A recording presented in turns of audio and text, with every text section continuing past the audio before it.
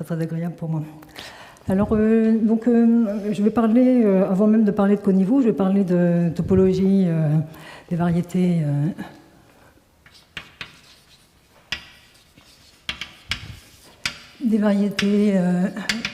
projectives complexes. Alors ici, je pourrais mettre algébrique plus généralement, mais le mot projectif, le fait de regarder la topologie des variétés projectives va être très importante. Donc projectif, c'est l'analogue de la compacité en topologie. Donc je voudrais expliquer ce que ça veut dire. Complexe, ça veut dire simplement qu'on travaille sur le corps des nombres complexes. Alors, projectif, ça veut dire qu'on va regarder des variétés qui sont plongées dans l'espace projectif, donc, que je présente tout de suite.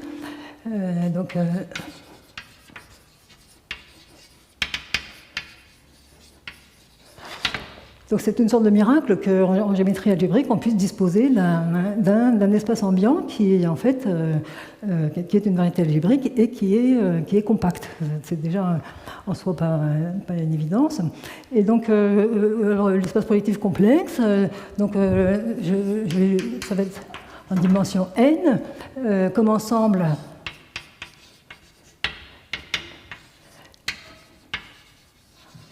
C'est l'ensemble des droites. Alors, quand je dis droite, je veux dire les droites vectorielles, donc les sous-espaces vectoriels de dimension 1, donc de Cn plus 1.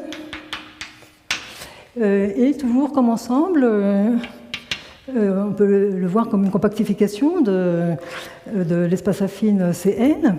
Donc là, je mets un Cn affine, et c'est une union disjointe de ce Cn affine et de Cpn-1. Et comment je vois ça? Eh bien, je prends une base de Cn plus 1 dual, et donc, du coup, je vais avoir l'espace affine. Moi, je choisis une des coordonnées.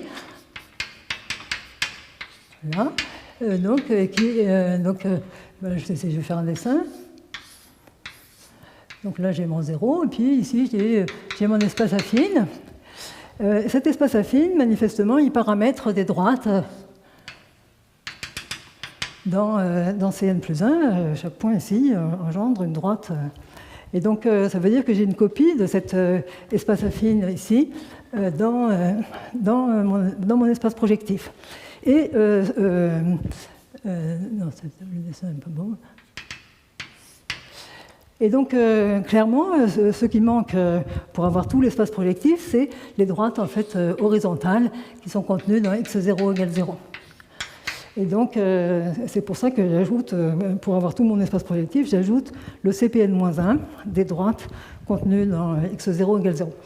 Alors, la raison pour laquelle j'insiste longuement sur cette description, c'est qu'en fait, ceci me décrit, bon là j'ai juste fait une description ensembliste, les points de l'espace projectif, mais en fait, cette description, elle me décrit aussi Cpn comme une variété. Et une variété, vous allez voir, dans tous les sens du terme. Donc,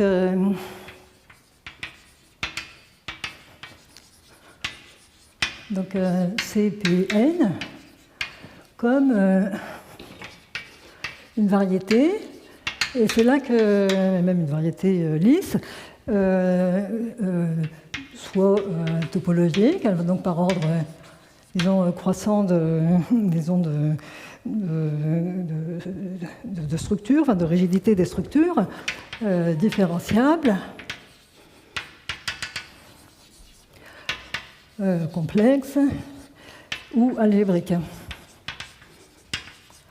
Alors, dans quel sens? Parce que c'est qu'une variété, on se donne un recouvrement par des ouverts. Sur ces ouverts, on demande d'avoir des systèmes de coordonnées. Et sur l'intersection de deux ouverts, on se donne des applications de changement de carte qui transforment les coordonnées, un système de coordonnées dans l'autre. Et là, c'est exactement ce que j'ai fait avec ce dessin. Le Cn affine que j'ai ici, c'est un ouvert, et clairement, il a des coordonnées globales qui sont des coordonnées à valeur dans C. Et donc voilà, j'ai des ouverts de coordonnées, et puis je ne suis pas condamné à rester dans cet ouvert de coordonnées. Si je change le XO0 en n'importe quel des XI, j'obtiens un autre ouvert où j'aurai encore des coordonnées, et la réunion de ces ouverts va me couvrir CPN pour des raisons évidentes. Et du coup, pour voir que j'ai une variété, j'ai juste besoin de décrire comment se font les changements de coordonnées lorsque je change ici mon espace affine. Et c'est très explicite, ça se fait très simplement. Et ici, variété topologique parce que ce qu'on appelle les difféomorphismes de changement de carte, donc les applications de changement de carte.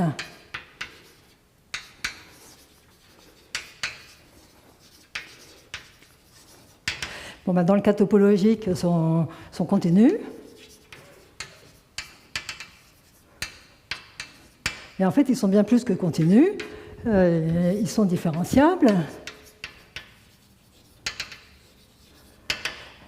Et en fait, ils sont plus que différenciables, ils sont holomorphes.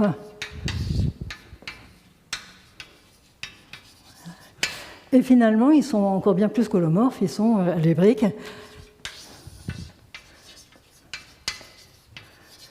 Algébriques, c'est-à-dire que les nouvelles coordonnées que j'ai quand je passe d'un ouvert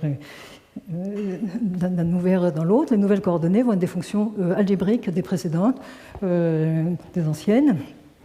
Ce sont des fonctions algébriques, ce sont des fonctions rationnelles prises sur leur lieu de définition. Et donc voilà, selon la catégorie de régularité, la condition de régularité dans laquelle je me situe, ben je vais avoir une variété d'un de ces types.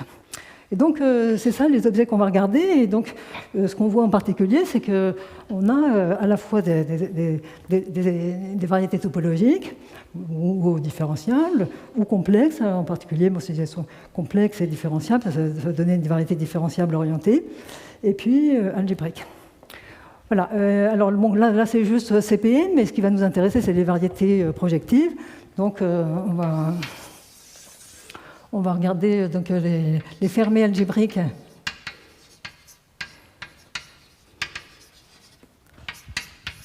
dans CPN pour un N. Donc, il y a un fait intéressant qui est qu'il n'y a pas de fonction algébrique régulière ou même holomorphe ou régulière globalement définie sur CPN. Mais néanmoins, on a une manière de décrire globalement des équations pour les fermées algébriques. Si on prend un polynôme homogène,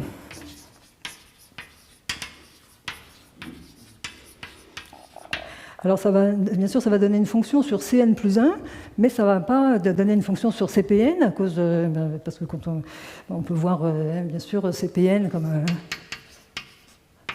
comme Cn plus 1 moins 0 quotienté par l'action de C étoiles.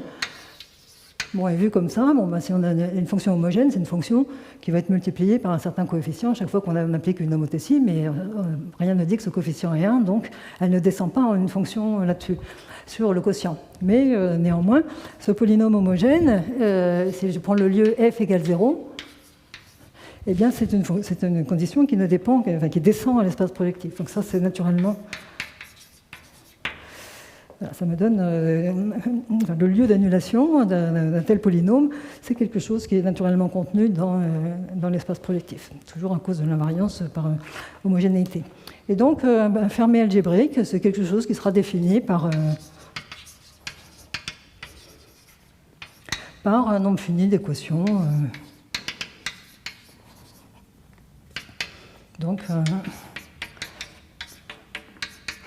Voilà, comme ça, homogène.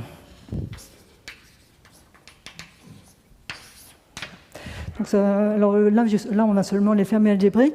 Il y a une généralité importante concernant ces objets, qui est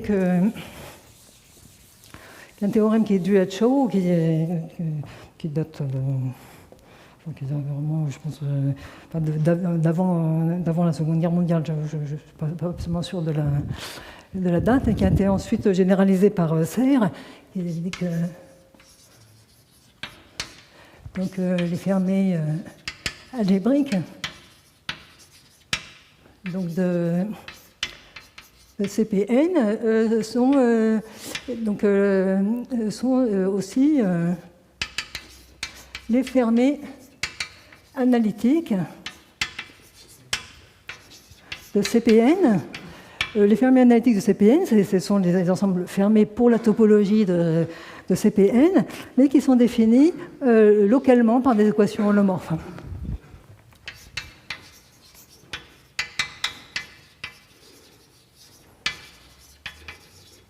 Enfin, par des équations.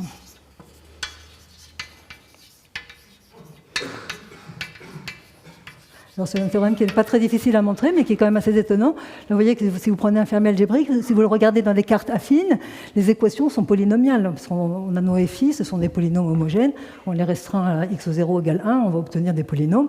Donc les x, dans des coordonnées locales, ils sont définis par des équations polynomiales. Et ce que dit Chow, c'est qu'en fait, si on prend cette catégorie a priori beaucoup plus vaste de fermés qui sont définis localement pour la topologie usuelle, enfin euclidienne, par des équations holomorphes, eh bien on obtient les mêmes ensembles. Et donc, voilà, là, ce sont les fermés algébriques. Et, bon, ça fait quand même un peu vaste. Et ce qui va nous intéresser, ce sont les variétés lisses. Donc sous-variété projective, enfin, sous-variété algébrique lisse, donc de PN. Alors ce sont essentiellement des fermés algébriques. On va peut-être mettre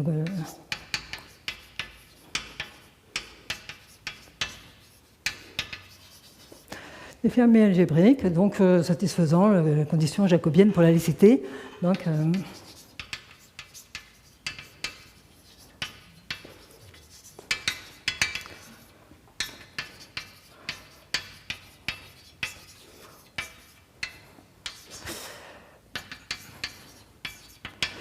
c'est-à-dire que, mettons qu'on fixe la dimension,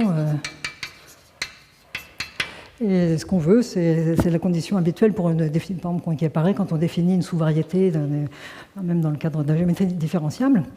Donc, à savoir que x est localement défini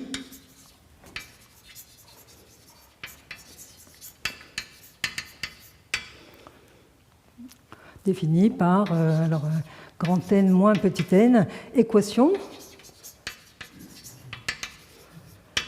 algébrique ou holomorphe, ça revient au même en fait.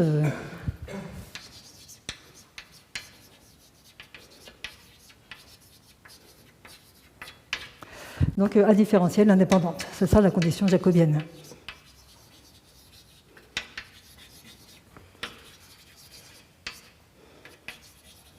Je suis désolé, je suis coincé dans ce coup. Voilà, donc c'est la condition habituelle, sinon évidemment on va voir apparaître des choses terriblement singulières. Bon, là je n'ai rien dit sur la connexité, ce n'est pas très, très important. En tout cas, ce sont ces objets-là qu'on va regarder. Alors maintenant, j'ai dit que je voulais regarder la topologie de ces objets géométriques. En fait, plus précisément, c'est l'homologie ou la cohomologie que je vais regarder. Donc,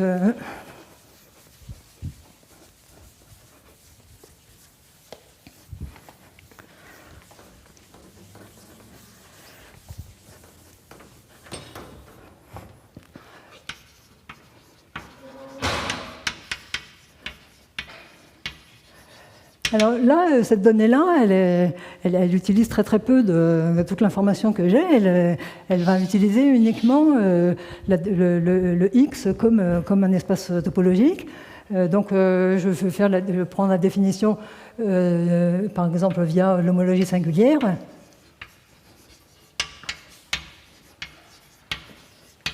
Donc mon X, entre autres, est un espace topologique. Et donc je vais prendre...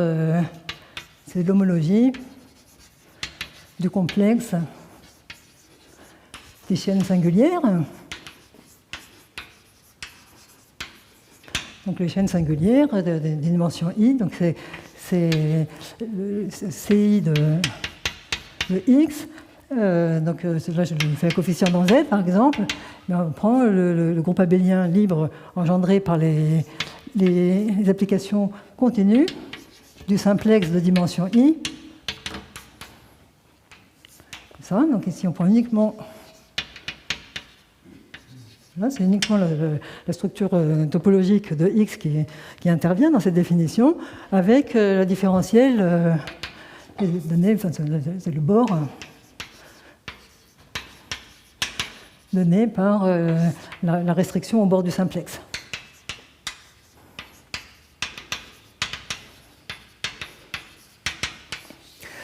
Là, donc, quand on a ce complexe des chaînes singulières, on a l'homologie HI de XZ, et c'est un invariant topologique qui est covariant.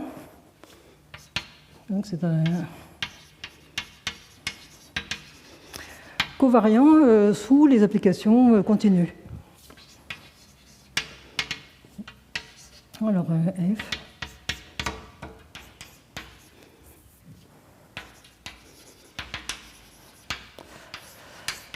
Ça veut dire que quand j'ai une application continue de x vers y, je vais avoir une application, donc un morphisme de groupe, F étoile en bas, de l'homologie de x vers l'homologie de y. Là, la covariance est totalement évidente si on regarde la définition, parce que chaque fois qu'on a une application phi comme ça, on peut l'associer à l'application f rond phi, qui va donner justement une chaîne singulière à valeur dans la variété y. Et alors, bon, là, c'est l'homogénéité singulière qui, géométriquement, évidemment, est très naturelle. La version on peut dire duale, c'est la cohomologie. Donc, c'est la cohomologie du complexe des cochaînes. Donc,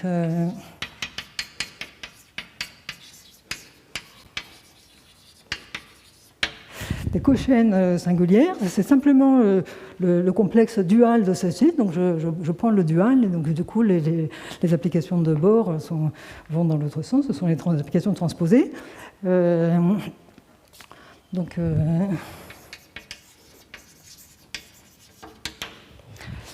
Et donc, pour le coup, exactement pour les mêmes raisons, les invariants qu'on obtient vont être contre-invariants. Contre-invariant, c'est-à-dire que quand j'ai une application continue de x vers y, je vais avoir une application donc f étoile en haut qui va de la cohomologie de y vers la cohomologie de x.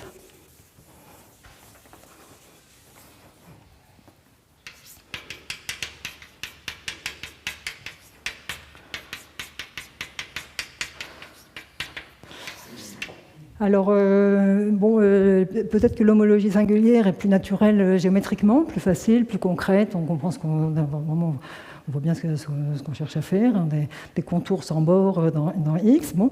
Mais il se trouve qu'à l'état d'égard, c'est la cohomologie qui est plus notre langage naturel, surtout pour nous qui faisons de la géométrie algébrique. Et la raison, c'est l'arrivée de la cohomologie des faisceaux qui a permis de donner une définition plus universelle de ces groupes. Ici, là, je vous ai donné une recette pour calculer ces groupes, mais en fait, la cohomologie des faisceaux va nous dire que c'est juste la cohomologie des faisceaux, enfin la cohomologie au sens de cohomologie des faisceaux, de x à valeur dans le faisceau constant. Et quand on voit les choses comme ça, on comprend très très vite les théorèmes de comparaison qui comparent par exemple la cohomologie singulière et la cohomologie de Rham. Bon, là, j'ai donné une définition, mais du point de vue de la géométrie algébrique, c'est certainement pas la plus naturelle. Et puis, on va continuer avec la cohomologie. Et donc, le thème de cet exposé, c'est l'interaction entre X comme variété algébrique et X comme espace topologique, en particulier, que dit la géométrie algébrique sur ces invariants, qui sont des invariants qui viennent de la topologie, qui sont de nature transcendante. Et donc, je vais vous donner un exemple pour commencer.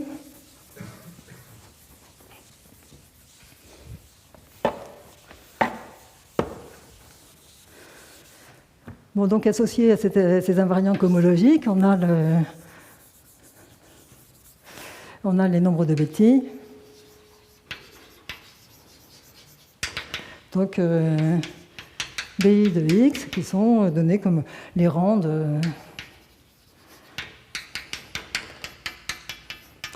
la cohomologie entière ou de l'homologie entière. Il faut voir que la cohomologie et l'homologie, modulo torsion, sont duaux, comme on le voit par la définition. Le tenseur Q, ils sont duaux. Voilà, alors, donc, je vous donne un exemple de calcul. Donc, on va prendre donc, les courbes lisses dans CP2.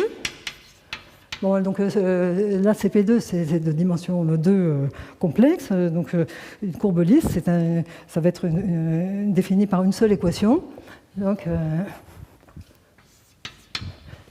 définie par une équation.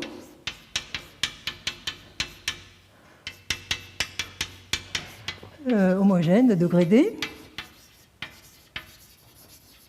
Donc le F, la seule condition sur F, c'est le fait que la courbe soit lisse, donc condition que la différentielle soit partout non nulle. Bien sûr,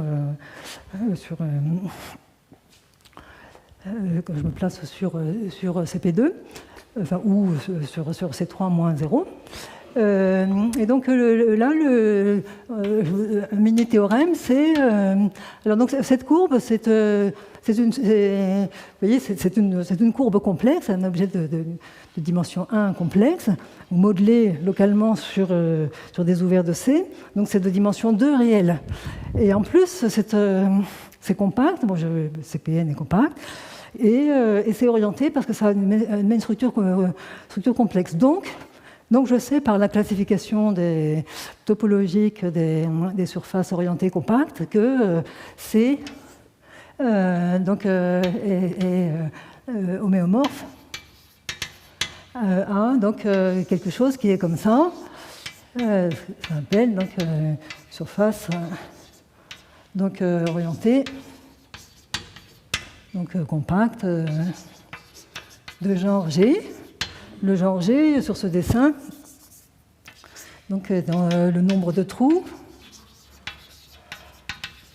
Donc ici, c'est G égale 3.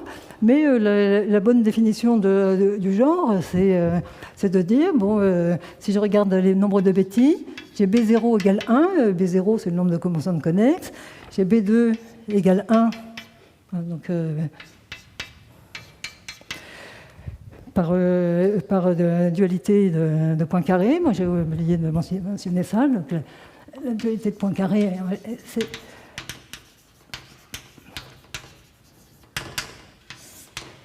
c'est une autre forme de dualité entre l'homologie et la cohomologie qui n'existe que lorsque X est lisse.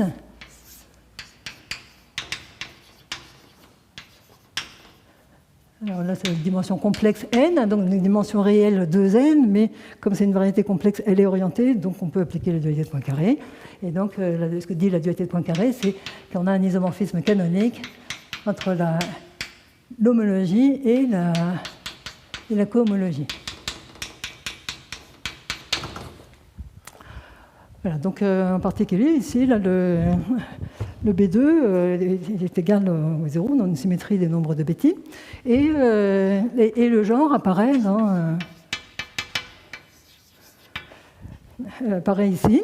Et donc, ce qu'on trouve aussi, c'est que la caractéristique de l'aire Poincaré, donc par définition, c'est la somme alternée des nombres de Betti.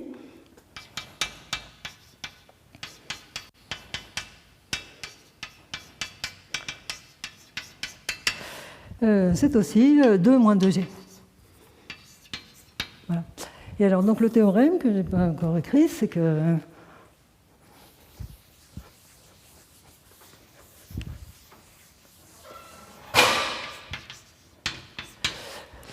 une sorte de théorème, mini-théorème qui relie la géométrie algébrique et la topologie, c'est que 2G moins 2 est égal à D moins 3. Et et comment ça se démontre? C'est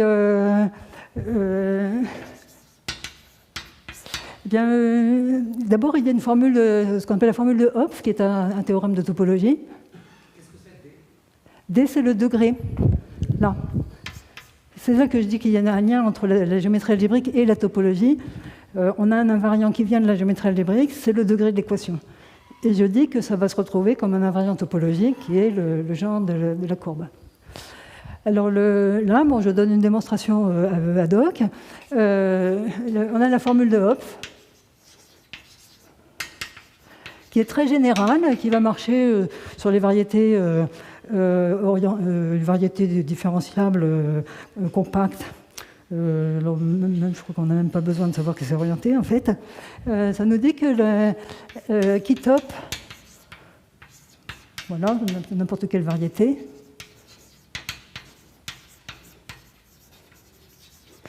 peut se calculer comme le nombre de zéros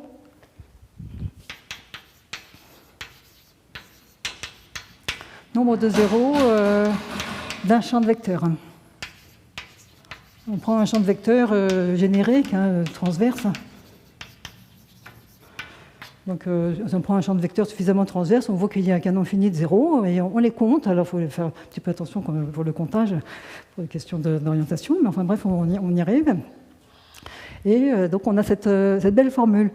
Mais dans notre histoire, ce qu'on peut observer, c'est que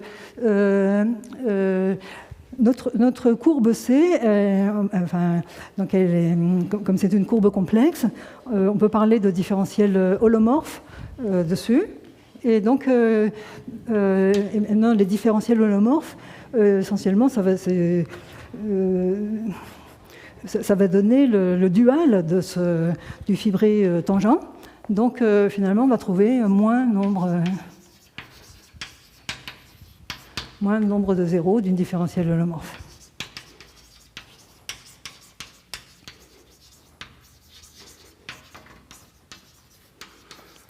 D'une informe holomorphe sur C. Et une fois qu'on a ça, qui était une étape topologique, la deuxième étape, c'est... Donc ça, c'est la formule de Hopf. Et la deuxième étape, c'est par les résidus, ou ce qu'on appelle la formule d'adjonction. Donc, voilà.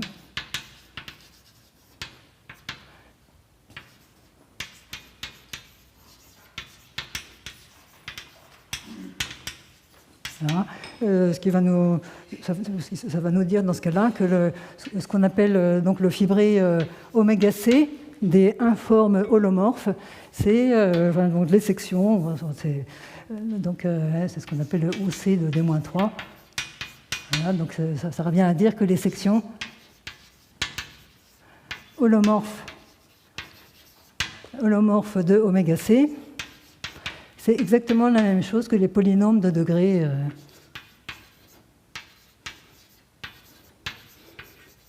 D-3 restreint à C.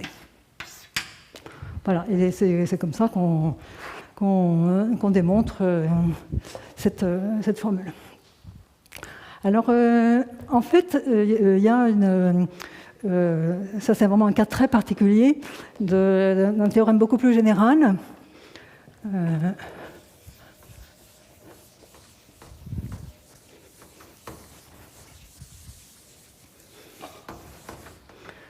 Donc,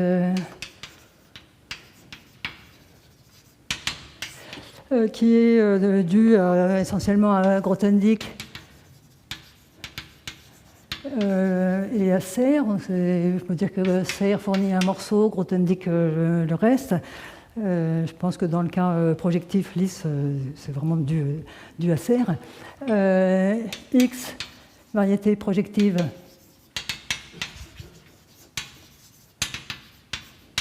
Donc lisse sur C. Alors, les BI de X sont déterminés par X comme variété algébrique.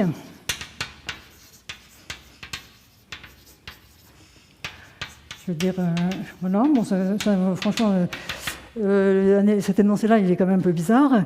En fait, il y a un énoncé plus précis qui dit qu'il y a une recette pour calculer les nombres de Betti via la géométrie algébrique, sans référence à la topologie.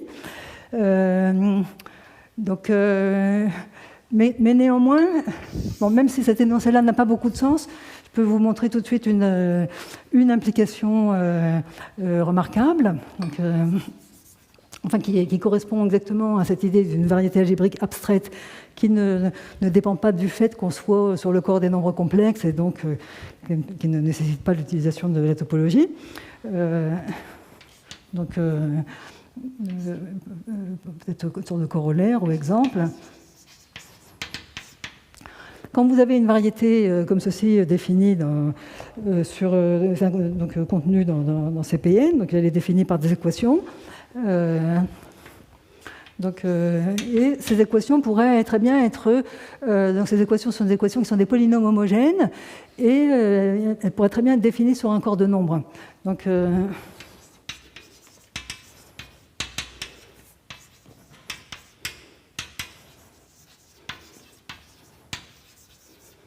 voilà. Donc ici, a priori, je le prends dans C. Ça veut dire que je peux choisir des équations définissant X, mais qui, au lieu d'être des équations à coefficient complexe, sont des équations à coefficient dans ce corps K. À ce moment-là, pour chaque G, donc dans GAL, mettons K bar, non, pardon, GAL, oui, on va dire, oui, supposons que ça soit une extension galoisienne de Q. Alors, donc, on va faire, oui, on va faire comme ça, oui. Donc, ce G va me permettre va agir sur les coefficients va agir sur K. Donc ce G va donner, prenons une extension galoisienne de Q. Donc je vais avoir une nouvelle, ça va me donner un nouveau plongement de K dans C, et donc ce G va agir sur les coefficients des FI, et c'est peut-être mieux de le dire comme ça.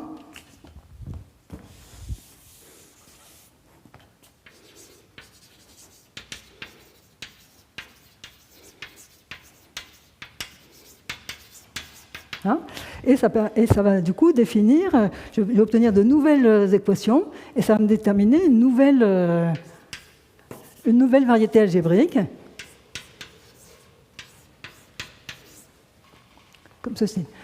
Simplement, je prends mes équations FI, qui sont un coefficient dans K, et je fais agir ce G, et ça me donne un nouveau système d'équations, donc ça me donne une nouvelle variété. Et ce que dit ce théorème, enfin la version précise de ce théorème, c'est que les nombres de Betti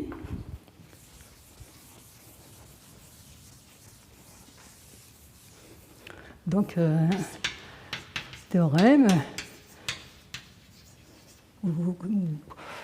bon, c'est un exemple de ce qui est contenu dans ce théorème-là. Les nombres de Betti de xg sont les mêmes que ceux de x.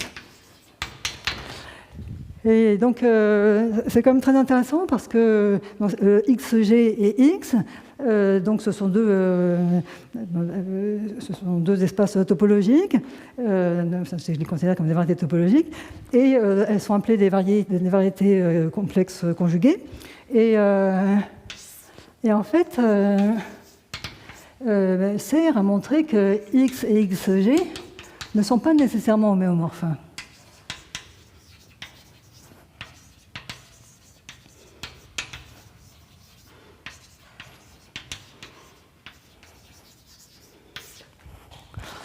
Voilà, donc en fait, on a l'invariance des nombres de Betti, et même un peu plus que ça. En fait, toute l'algèbre de cohomologie est isomorphe, à coefficient d'ailleurs dans C, mais pas dans Q ni dans R. Mais néanmoins, grâce à ce théorème général, mais néanmoins, les variétés ne sont pas homéomorphes, et l'invariant que Serre utilise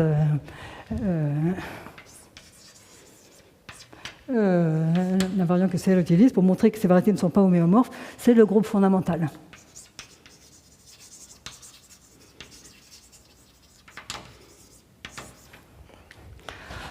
Voilà, donc bon, ça, voilà pour les généralités. Bon, là, j'ai regardé ce qui se passait en dimension 1, et à partir de maintenant, je voudrais expliquer comment on peut essayer de regarder plus qualitativement la cohomologie de variétés algébriques de dimension plus grande. Et une idée en particulier, bon, on veut comprendre comment la géométrie algébrique interfère et interagit avec la topologie. Et une idée, c'est, qui est due à Grothendieck, c'est d'introduire la notion de coniveau.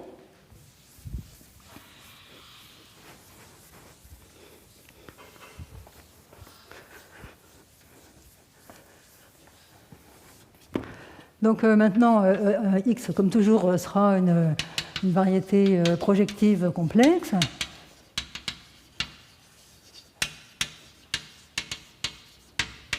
Donc, je vais en particulier pouvoir utiliser la dualité de Poincaré, peut-être lui donner tout de suite une dimension. Donc, c'est toujours la dimension complexe. Hein, ça veut dire que comme variété réelle, c'est de dimension 2n, puisque là, le n, c'est le nombre de coordonnées holomorphes locales, et pour avoir des coordonnées au sens de la géométrie différentielle, il faut bien sûr prendre la partie réelle et la partie imaginaire de chaque coordonnée holomorphe locale. Donc la dimension réelle, c'est 2n. Alors donc la définition du coniveau.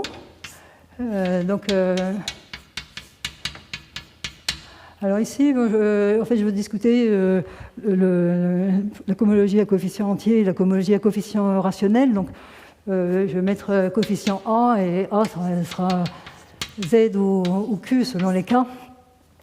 Donc je prends une classe de cohomologie, bon, par exemple singulière, donc, et de coniveau au moins C, s'il existe. Donc une sous-variété algébrique, ou plutôt un fermé algébrique,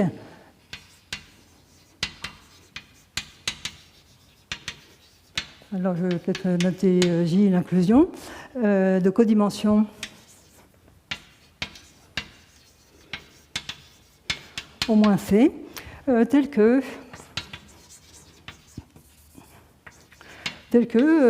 cette classe de cohomologie s'annule dans le complémentaire.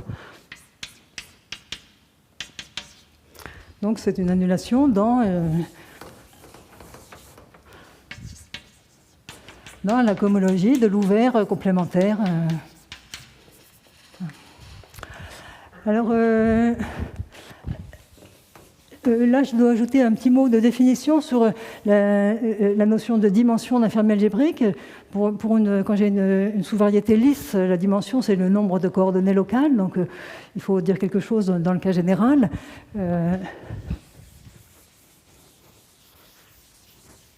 C'est un résultat, on peut dire, de structure des ensembles des fermés algébriques. Donc Y fermé algébrique a une dimension parce que on peut l'écrire comme l'union de fermés algébriques dits irréductibles, qui ont la propriété que YI contient un lieu singulier. Et que le complémentaire YI moins YI 5, c'est une variété lisse et connexe. Voilà, c'est ça l'irréductibilité, c'est le fait que quand je retire le lieu singulier, ça soit connexe. Et donc, une fois qu'on a ça, on va dire que la dimension de Y ce sera le sup des dimensions de toutes ces variétés lisses que j'ai ici. Bon, ça, je vais l'appeler...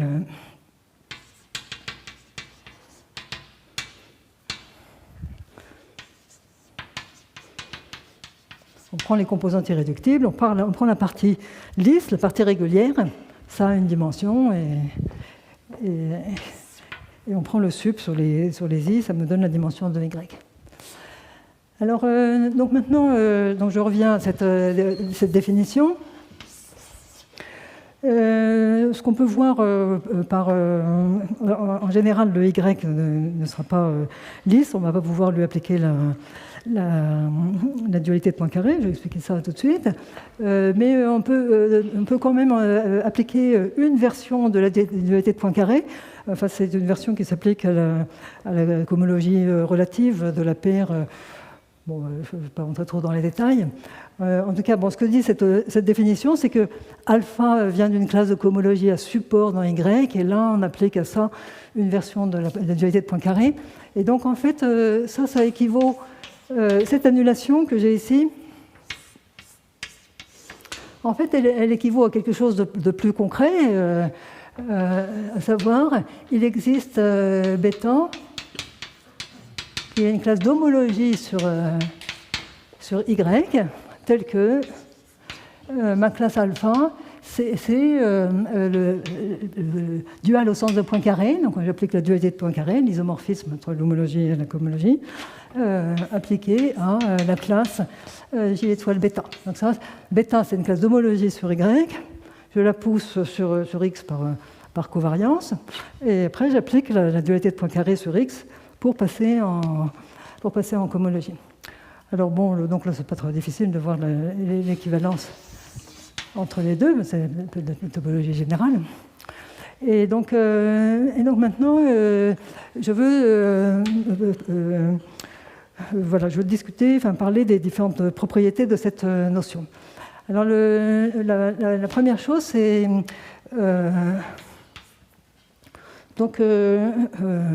on ne peut pas. En fait, l'idée, c'est bien sûr, c'est de stratifier un peu X en regardant ses sous-variétés de dimension n-1, n-2, etc. Et puis regarder la cohomologie qui vient de ces sous-variétés. Donc ça serait extrêmement agréable de se restreindre à regarder les sous-variétés lisses, parce qu'on sait beaucoup plus de choses sur la cohomologie des variétés lisses. Mais en fait, ça c'est vraiment un point important, c'est qu'on ne peut pas prendre seulement des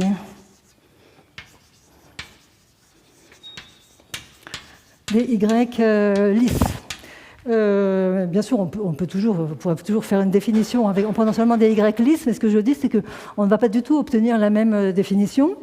Et ça, je peux vous expliquer pourquoi. Le problème, c'est que la cohomologie des variétés lisses est beaucoup plus restreinte, en particulier parce qu'il y a des théorèmes généraux. Donc, plutôt, cela ne donne pas le même coniveau.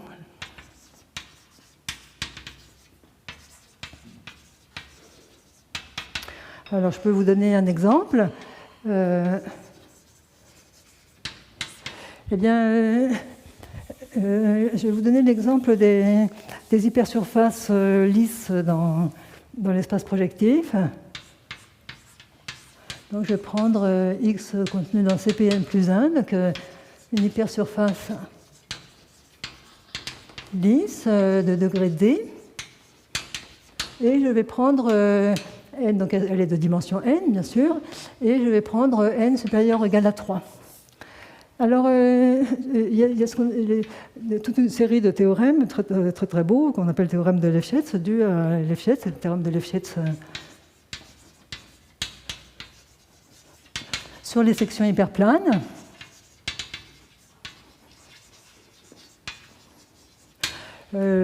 Probablement la plus belle démonstration est faite par la théorie de Morse qu'on peut trouver dans le livre de Milnor sur la théorie de Morse. Il nous dit que, là je vais l'écrire comme ça, il y a une version un peu plus précise qui fait intervenir la cohomologie à coefficient entier. Il va nous dire que si je prends l'application de restriction,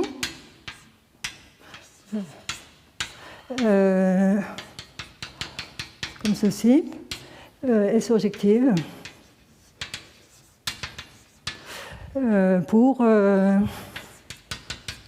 i différent de n.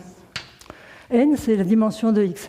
Donc ça dit qu'en dehors de ce degré-là, la cohomologie de x n'est pas du tout mystérieuse, parce qu'en particulier, on connaît la cohomologie de CPN, on sait ce que c'est, ça.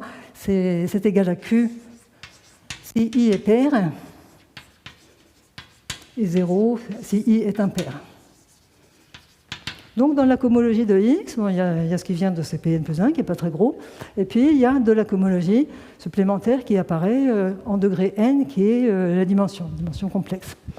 Alors maintenant, si je prends maintenant des hypersurfaces, donc les hypersurfaces lisses, c'est ce que je ferais si je voulais calculer le coniveau 1, mais en regardant uniquement le complémentaire d'hypersurface lisse dans X, eh bien il se trouve que le théorème de Lefschetz va encore s'appliquer. Alors là, il y a une petite ruse, c'est pour ça que j'ai besoin d'avoir cette condition que n est supérieur ou égal à 3.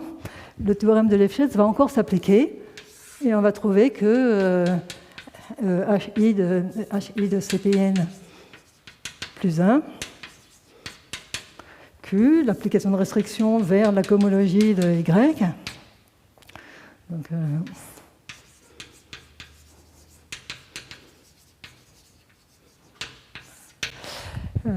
ça, j'ai vraiment besoin de cette étape. Cette application-là est surjective pour un I maintenant différent de la dimension de Y, qui est n-1.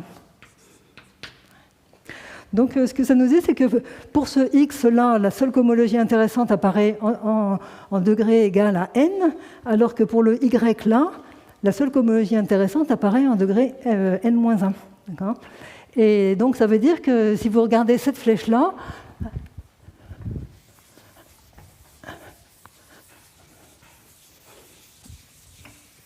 bon, ici, donc si je prends... j'appelle J cette inclusion. J étoile de HI de YQ vers HI de XQ est au plus de rang 1, parce qu'on ne peut pas avoir à la fois I égale N-1 et I égale N, les seuls degrés où il se passe quelque chose d'intéressant. Voilà, et donc ça veut dire qu'il se passe, je n'obtiens pas grand-chose en regardant la cohomologie qui est supportée sur des hypersurfaces lisses. Alors que, par contre, on sait que si le degré est inférieur ou égal à n, eh bien, Hn de xq, et même j'expliquerai plus tard pourquoi c'est vrai ou c'est coefficient entier, est de coniveau. De coniveau supérieur ou égal à 1, c'est-à-dire entièrement supporté sur des hypersurfaces, cet exemple explique que ça doit forcément être des hypersurfaces singulières. Voilà, donc c'était le premier point. Et le deuxième point, c'est là qu'il va commencer à se passer des choses vraiment mystérieuses.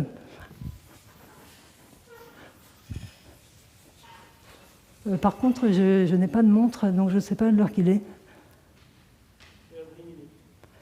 Il me reste 10 minutes.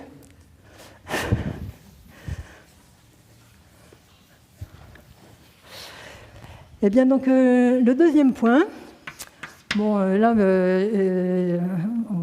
il se trouve qu'on a le magnifique théorème de résolution des singularités,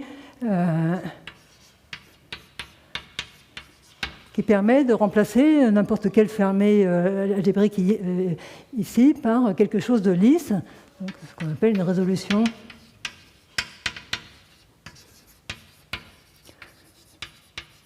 des singularités. Ça veut dire que cette variété-là, ça sera lisse.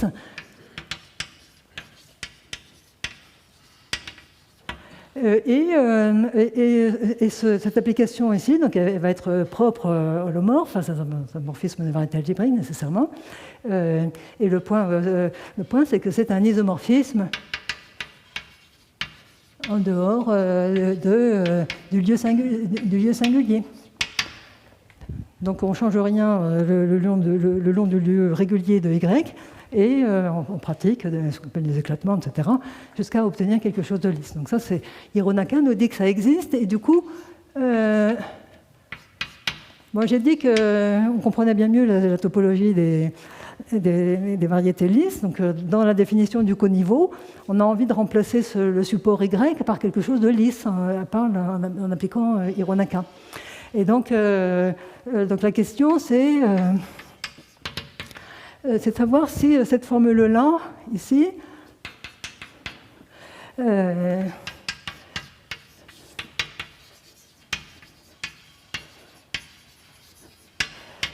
si cette formule-là est équivalente à l'existence d'une classe d'homologie bêta, peut-être le bêta tilde, dans H2n-i maintenant de la variété lisse au-dessus. Alors avant, j'avais mis coefficient, bon, ça serait mieux de mettre n'importe quel coefficient. Hein, donc, voilà. H2n-i tel que alpha est égal à, j'applique la dualité de Poincaré de x. Ici, je mets J tilde étoile bêta tilde. Là, le morphisme qu'on obtient, c'est ce qu'on appelle le morphisme de Gysin entre la cohomologie de Y tilde et celle de X. Et alors là, il se passe quelque chose de vraiment intéressant, c'est le fait que la réponse dépend vraiment de savoir si A est égal à Z ou à Q.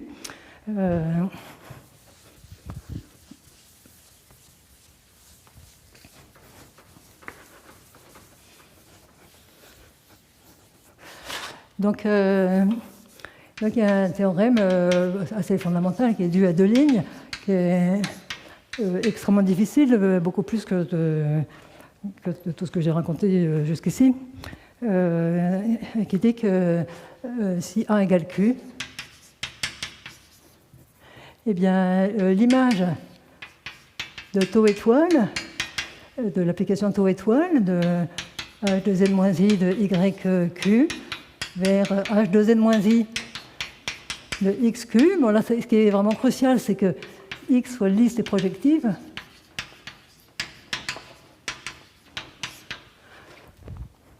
Y, c'est n'importe quel fermé algébrique dans X. Et taux, c'est pas taux, là, c'est J. Là, et ici, je désingularise comme ça. Et puis, je vais avoir un J tilde qui est le composé. Et ce que dit Deligne, c'est que l'image de ce J étoile, c'est effectivement l'image du J tilde étoile de l'homologie de la désingularisée.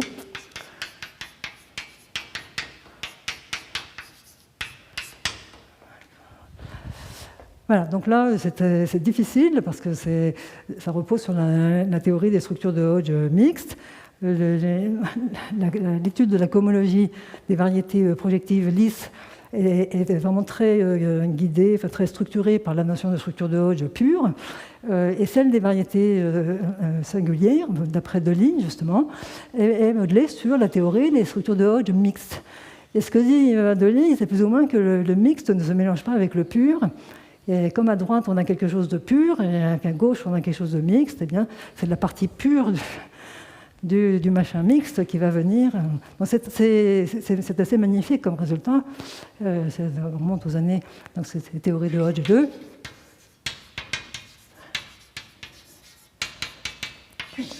Avec, bien sûr, l'article sur les conjectures de Weil, cette deuxième contribution de Deligne, ce qui contribue son apport monumental à la géométrie algébrique.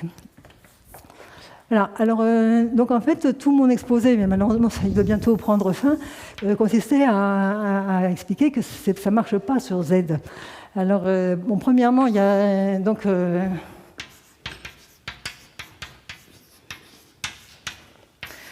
bon, il y a quelque chose que je peux vous expliquer tout de suite, c'est que ça, tel que c'est écrit, c'est faux sur Z par un exemple très simple. Maintenant, faux sur Z, un coefficient dans Z.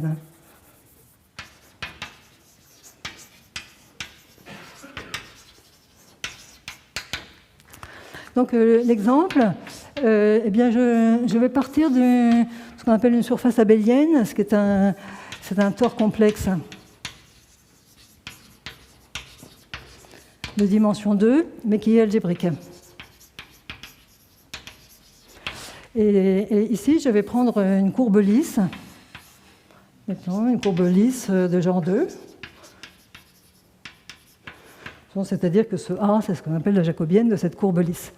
Et maintenant, je vais prendre la multiplication par 2. Ici, c'est un tore complexe, donc c'est un groupe, en particulier abélien. Je peux prendre la multiplication par 2, qui est un morphisme de variété algébrique, comme ceci. Donc, je fais J', cette flèche-là. Et ça va, si je regarde le composé, ça va envoyer ce C-tilde sur une courbe C. Je vais appeler tau l'application qui est là, et J l'inclusion qui est là. Et puis, ce sera J-tilde ici. Et c'est très facile de voir que, pour des raisons de nombre d'intersections, que la courbe C, qui est définie comme taux de C-tilde, est singulière. En général, elle est nodale. Parce qu'on a quelque chose qui est lisse au-dessus, mais quand on l'envoie par une application comme ça, il va y avoir des croisements.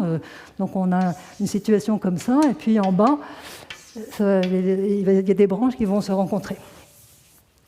Et maintenant, si je regarde cette inclusion ici, il y a le théorème une version un peu plus précise du théorème de Lefschetz.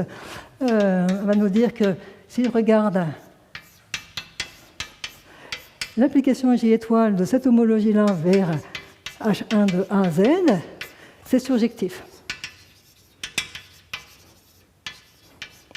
Toujours par le théorème de Lefschetz sur les sections hyperplanes.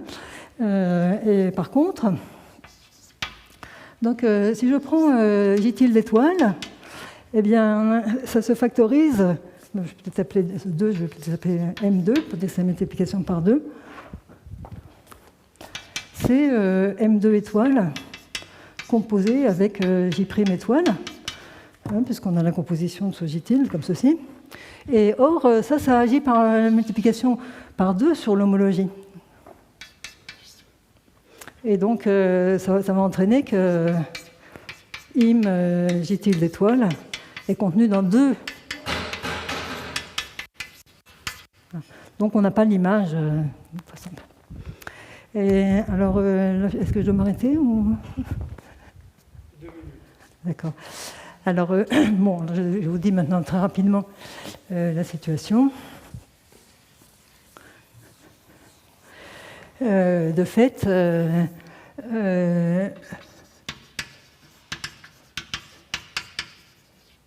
Benoît Hautem introduit la définition de justement la version corrigée, un peu. Donc on avait le coniveau NI, NC, HI de XZ. Donc ça, c'est les classes de coniveau supérieur égal à C. Et la correction, c'est justement pour faire apparaître la distinction subtile entre ce Y tilde et ce Y.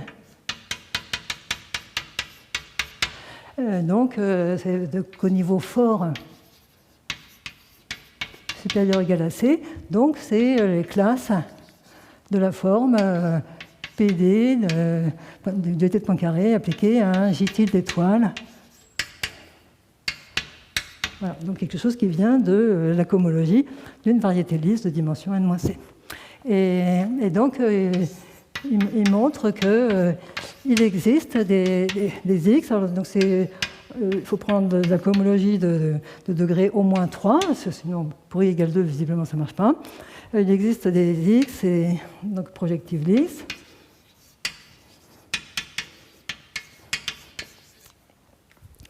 Et donc, alpha classe dans N1, HI de XZ, dans une classe de coniveau 1, mais alpha n'est pas dans N til 1, HI de XZ. Donc vous voyez, ça renforce l'exemple qui est là, en disant que, il montre que vraiment il y a des situations où on peut être de coniveau C, mais ne venir d'aucune variété lisse de dimension n-c. Et donc je termine avec un énoncé dû à moi.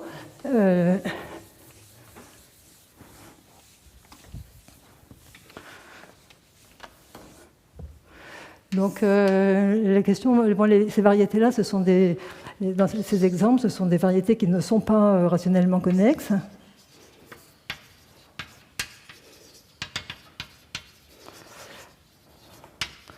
Bon, les variétés rationnellement connexes, c'est une classe de variétés très intéressante qui ressemble par certains côtés à l'espace projectif, mais il y a un problème de géométrie birationnelle qui consiste à se demander si ces variétés sont rationnelles ou non, birationnelles à l'espace projectif. Et donc, c'est dans ce contexte que ces questions sont étudiées. Par contre, je montre la chose suivante. Donc, une possibilité, c'est que pour les variétés rationnellement connexes, l'égalité des deux coniveaux soit toujours réalisée. Et donc, je montre ça.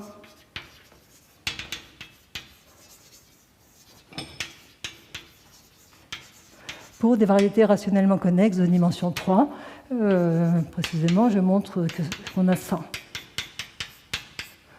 Et en fait, je ne le montre que pour la cohomologie modulo-torsion.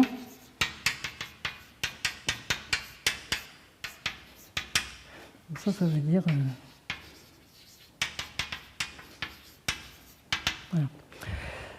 voilà. Donc, le but étant, enfin, la question générale étant... X rationnellement connexe, c'est une possibilité laissée ouverte par le théorème de Benoît au thème.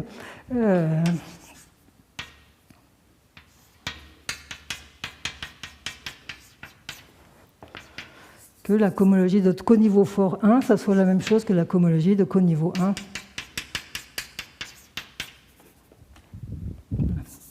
Donc, quel que soit I. Je devrais m'arrêter là. Je peux peut-être préciser quand même une chose. Ces variétés rationnellement connexes sont particulièrement intéressantes dans ce contexte où on étudie des invariants fins. Ce qu'on sait là-dessus, c'est que ceci, en fait, est égal à... C'est toute la cohomologie pour I en moins. Pour I strictement positif. Cette égalité, essentiellement, c'est dû à Colliot-Hélène et moi-même. Ça dit que si on prend des variétés rationnellement connexes, leur cohomologie est de coniveau 1.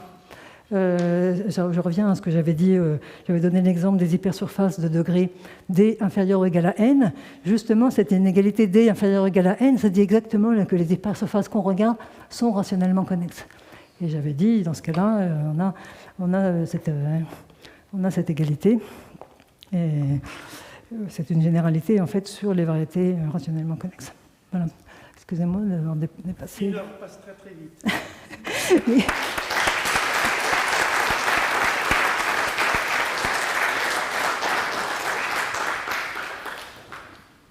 Des questions ou remarques ou...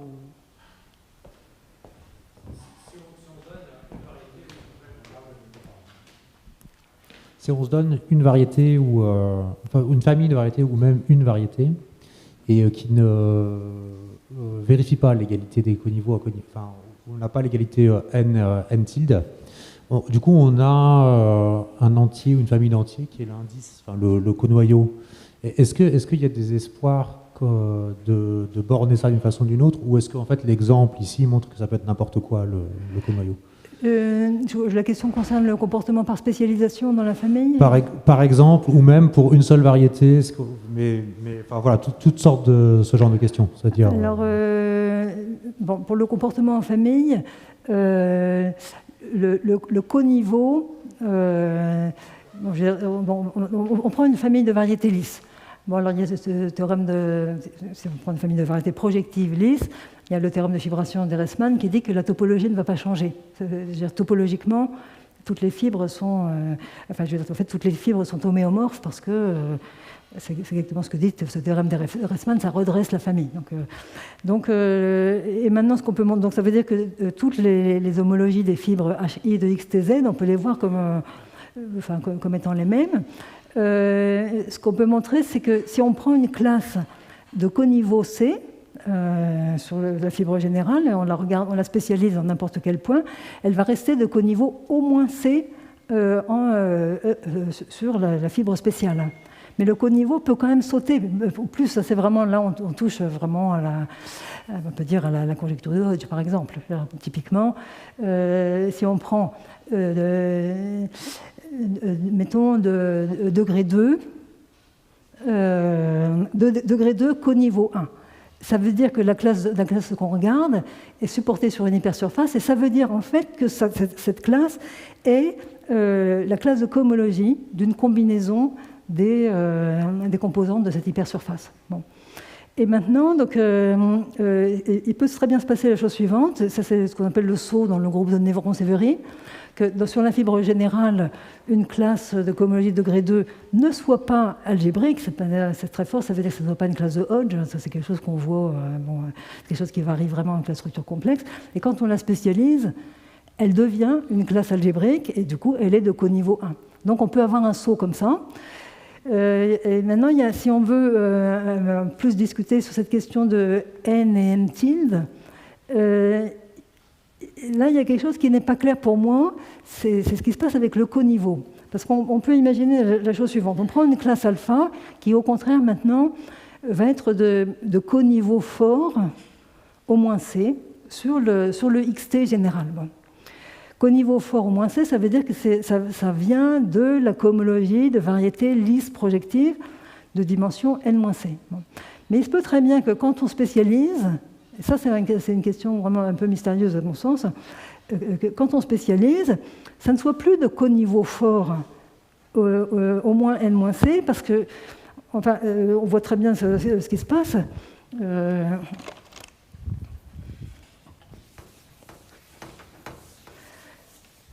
Donc, ce qu'on peut remarquer, c'est que si la classe alpha est de coniveau au moins C, quand on va le spécialiser, elle va rester de coniveau au moins C. Ça, c'est une spécialisation assez facile. Mais ce qui pourrait se passer, c'est qu'on soit en coniveau fort, mettons C, sur XT. Grosso modo, ça veut dire que ça vient d'un YT contenu dans XT, ou peut-être un morphisme, et celle-ci sera lisse. Voilà. Mais le problème, c'est que quand on va spécialiser, on va avoir un Y0 spécialisé. Bon, là, on a très bonne spécialisation. Ici, on a ce bêta T. Ça va certainement se spécialiser en classe d'homologie bêta 0. Mais le problème, c'est que celui-là, il peut devenir singulier au cours de cette opération.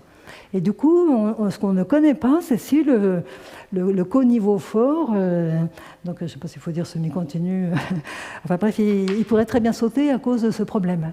Là où le coniveau faible n'a pas... donc c'est ça vraiment les deux phénomènes qu'on rencontre. Je peux poser encore une question ? C'est dans l'exemple, par exemple, de Benoît Hautem, c'est ça ? Benoît et Hautem, oui. Hautem. Est-ce qu'on a une mesure, un minimum effective en fait, de la différence entre les deux groupes ? C'est-à-dire, est-ce qu'on sait s'il est... Oui. Je pense que c'est des phénomènes de torsion qui sont contrôlés par des différentiels des classes de Stiefel. Enfin, c'est de la topologie. Donc je pense qu'il y a des dénominateurs qui sont vraiment bornés par la dimension, en fait. Donc Et donc il y a un certain contrôle, oui, ces choses sont très très difficiles à calculer, mais effectivement on peut contrôler un petit peu l'ordre de la torsion qui apparaît par exemple. Merci. Merci. D'autres questions? Oui. Est-ce que tout ça est vraiment propre aux variétés complexes ou on peut avoir l'espoir de travailler dans des corps algébriquement clos qui ne seraient pas assez des variétés, enfin je prends quelque chose qui serait p-adique par exemple, ou un corps algébriquement clos de caractéristiques positives. Alors mon caractéristique positive, je ne suis pas fanatique parce que c'est vraiment difficile pour moi, mais quand j'ai parlé de variété algébrique abstraite, c'était exactement à ça que je pensais, c'est que la géométrie algébrique, surtout selon Grothendieck, ça doit se faire sur n'importe quel corps. Hein. Après, on va avoir des phénomènes différents, selon en particulier selon qu'on est en caractéristique non nulle ou non. Alors, dans ce cas, justement, tout l'arsenal que j'ai décrit, la cohomologie singulière, cohomologie de Betti, ça va plus exister puisque la spécificité de C, c'est qu'on a une topologie. Donc en fait, on a utilisé pour introduire ces invariants un autre objet qui n'est pas de la géométrie algébrique, à savoir la variété topologique X. Et j'ai montré d'ailleurs par l'existence des variétés complexes, des variétés conjuguées, non homéomorphes, que en fait cet invariant, cet espace topologique associé à X, c'était quelque chose d'un petit peu artificiel, parce que ça dépend vraiment de travailler non seulement sur C, mais en plus sur le plongement spécifique du corps de définition. Et en fait, la réponse à ça, c'est qu'il ne faudrait pas faire de la cohomologie de Betti, mais plutôt de la cohomologie étale. C'est ça la grande révolution de Grothendieck, c'est d'avoir construit des invariants cohomologiques qui ne dépendent pas du choix un peu artificiel, arbitraire d'une topologie qui vient d'ailleurs que de la géométrie algébrique. Alors, il se trouve qu'on a d'excellents... Ça possède aussi l'avantage que c'est défini justement sur n'importe quel corps, qu'il y a en plus, si on est sur des corps... on parle de quelque chose qui est défini sur un corps non algébriquement clos, ben, la cohomologie étale de la variété X sur la clôture algébrique va avoir une action de Galois, donc ça fait apparaître des structures supplémentaires. Donc c'est formidable. Ça permet aussi, et ça c'est absolument merveilleux, de passer de la caractéristique 0 à la caractéristique positive par spécialisation. Et ça c'est vraiment très fort. Le défaut, c'est que ça ne va pas donner la structure entière. Au sens où il faut faire de la cohomologie, un coefficient ZN. C'est pas tragique, mais c'est pour avoir même. J'ai dit tout à l'heure. En fait, vraiment la cohomologie à coefficient entier, ou l'homologie, c'est vraiment quelque chose qui est un peu caractéristique de la situation sur C. Après, si on autorise d'autres coefficients, comme ZL, QL, on peut faire de la cohomologie étale. Et si même on veut aller dans un coefficient encore plus gros, eh bien, ou par exemple, si on veut faire de la cohomologie à coefficient dans le corps de définition de la variété, on peut faire de la cohomologie de Rame algébrique, qui consiste à copier la cohomologie de Rame des formes différentielles, mais en faisant des formes différentielles algébriques. Et le théorème que j'ai énoncé de façon un peu floue sur le fait que les nombres de Betti, de X ne dépendent que de la variété algébrique abstraite, ils viennent exactement de cette considération, par exemple, de cohomologie de Rame algébrique. C'est ça que dit Grothendieck, c'est que enfin, il y a le théorème de comparaison Betti de Rame qui dit que la cohomologie à coefficient, mettons dans C, c'est aussi on peut le calculer par la cohomologie de Rame, forme fermée sous forme exacte. Et ce que dit Grothendieck, c'est qu'on peut aussi le calculer en prenant uniquement le complexe des formes différentielles algébriques. Ce qui est absolument... alors évidemment, bon, j'exagère un petit peu, c'est plus les formes globales, il faut prendre ce qu'on appelle l'hypercohomologie. Bon, la réponse, c'est qu'il y a des tas d'autres théories cohomologiques dont un certain nombre sont à l'intérieur de la géométrie algébrique. Mais que quand on fait ça, on ne peut pas rester... on ne peut pas avoir ces coefficients Z qui sont quand même très importants dans ces histoires, quoi. Et on ne peut pas avoir Q non plus. Ça, c'est... Merci. D'autres questions?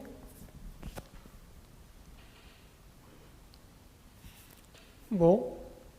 Écoutez, un grand merci à Claire.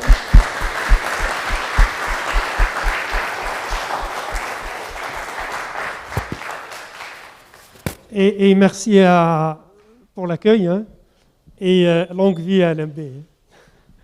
Voilà. Il y a des boissons, c'est ça? Ok.